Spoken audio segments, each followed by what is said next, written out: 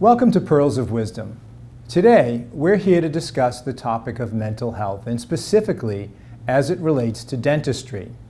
The pandemic has really exacerbated stress for so many, especially in healthcare, and dentistry is certainly no exception. One good thing that has come out of this, though, is the increased awareness of the importance of mental health and the need to provide tools and resources for people. That's why I'm especially excited to have with us today Dr. Joy Voigt-Holmes, who is a dental professional herself and someone who does trainings on this topic. You may remember Dr. Joy from a previous episode and an excellent webinar she did on diversity, equity, and inclusion. It was one of our most popular webinars then, and we have no doubt this will be too. In fact, in addition to our conversation today, Dr. Joy will be recording a webinar that dives even deeper into the topic of mental health in the field of dentistry, which will be available to all of our providers soon. She has been a great resource for us here at Delta Dental, and we hope for you too. Dr. Joy, thank you so much for joining us today. Thank you so much. So Dr. Joy, it's so good to see you again.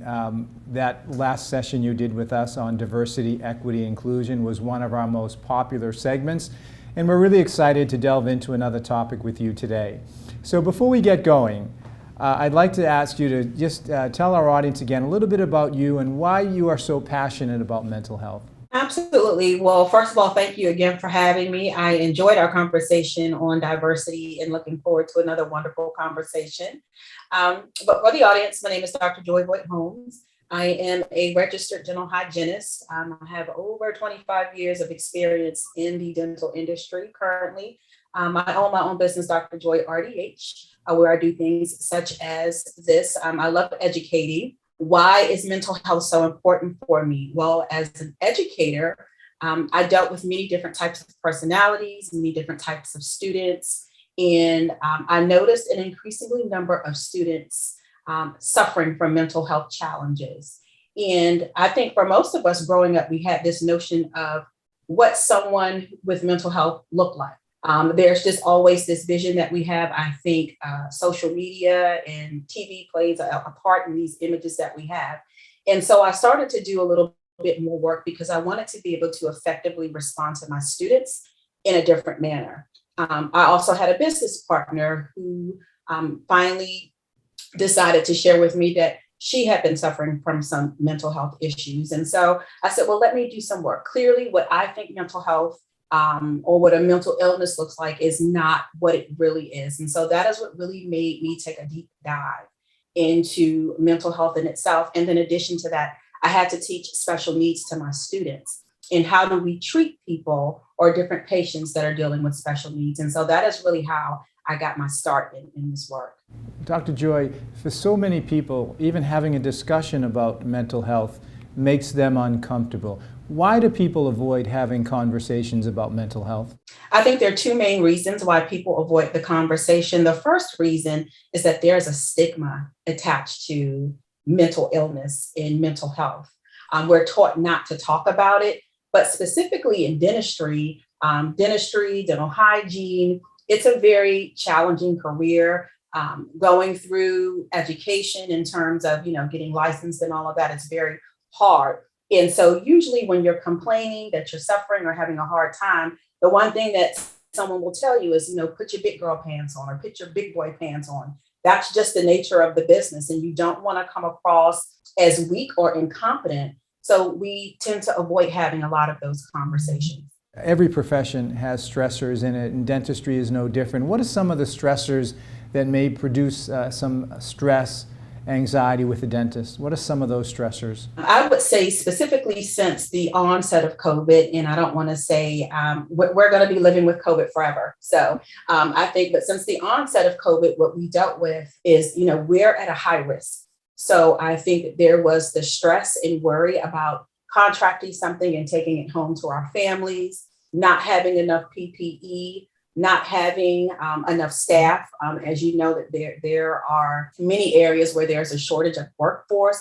But then in addition to that, what has added to those unique stressors are, am I going to get in trouble? Am I compliant? Am I not compliant? The CDC says one thing, OSHA says something else. The State Department is saying one thing, you turn on TV and Dr. Fauci may be saying something completely different.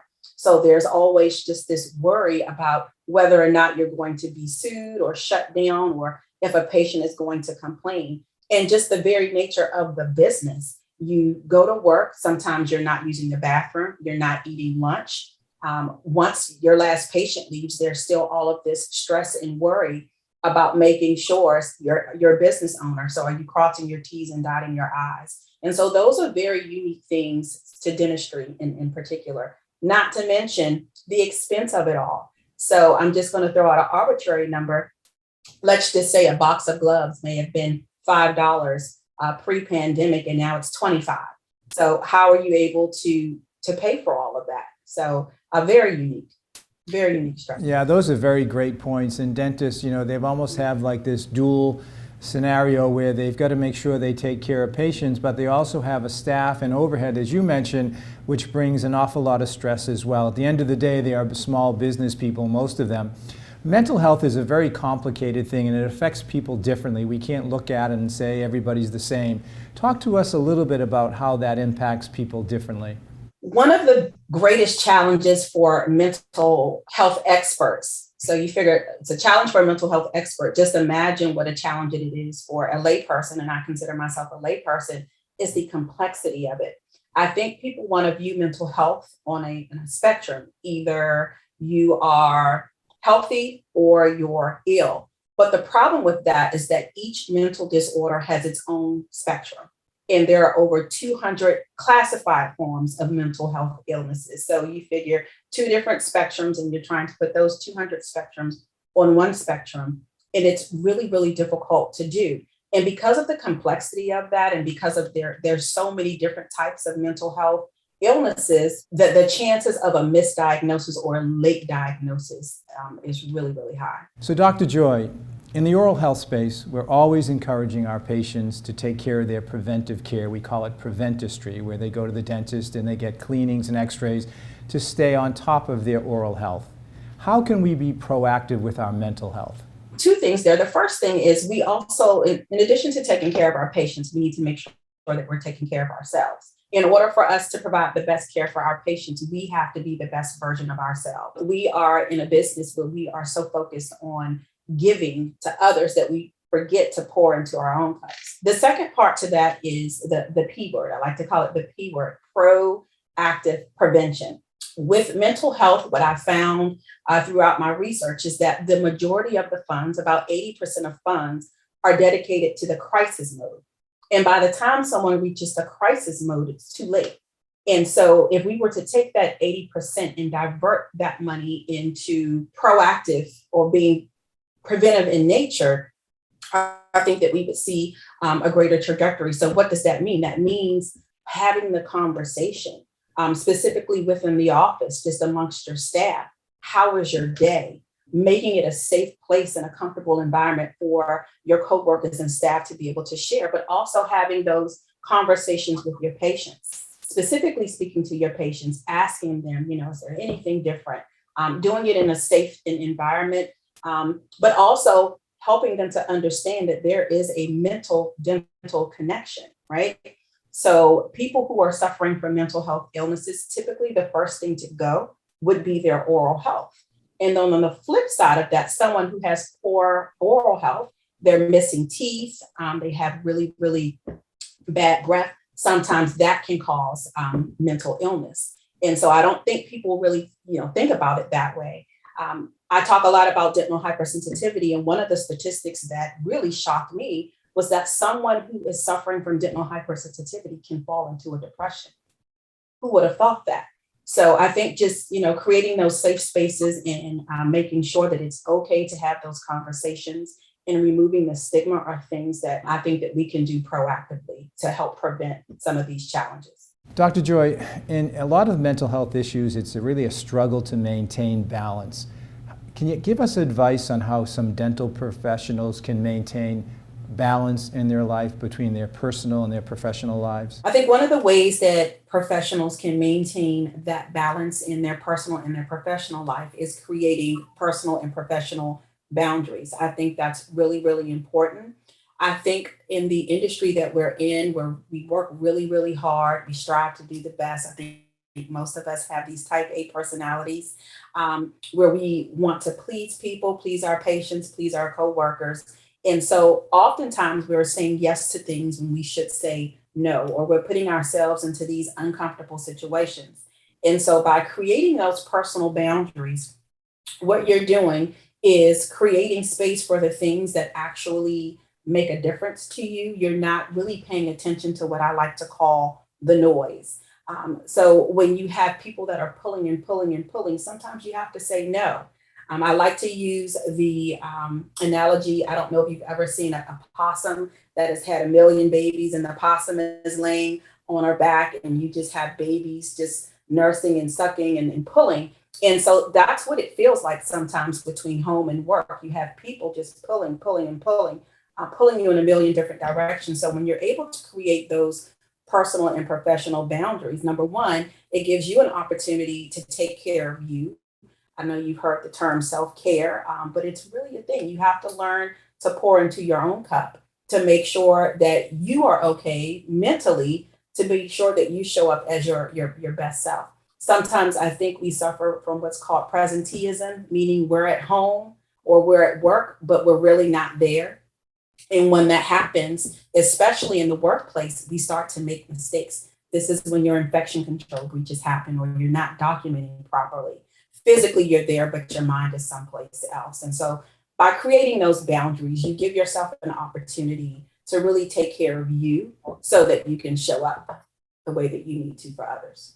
Dr. Joy, this has been incredibly helpful and informative, and we appreciate you again coming here and doing this session for us. So give us a little tease. We're excited about your webinar, which will be available to our providers coming in the fall. Can you give us a little tease as we try to wrap up this session on what that's going to entail? It really entails just me taking a deep dive into the different forms of mental health. I use some really cool analogies on how you should be taking care of yourself. I think the most interesting thing for me is how mental illnesses are classified. What I often get is that people try to diagnose themselves. If I'm delivering a mental health course in the audience, or people who may be watching something similar online, they start to say, oh gosh, that could be me if I don't take the proactive or preventative steps to take care of myself. So I think that, and there's something special for healthcare providers, specifically dentists, which I really love. I just think it's a great way for us to see how can we stay on the mental health end of the continuum. The crisis end, right? It starts with being healthy to crisis.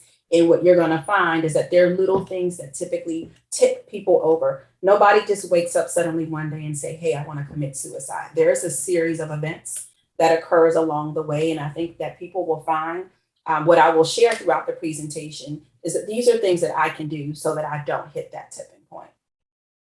Thank you again, and you've given us some great food for thought, and certainly the pandemic is causing everyone to rethink how we approach mental health. But an outstanding job again. Thank you so much. Thank you so much for having me. It's a pleasure.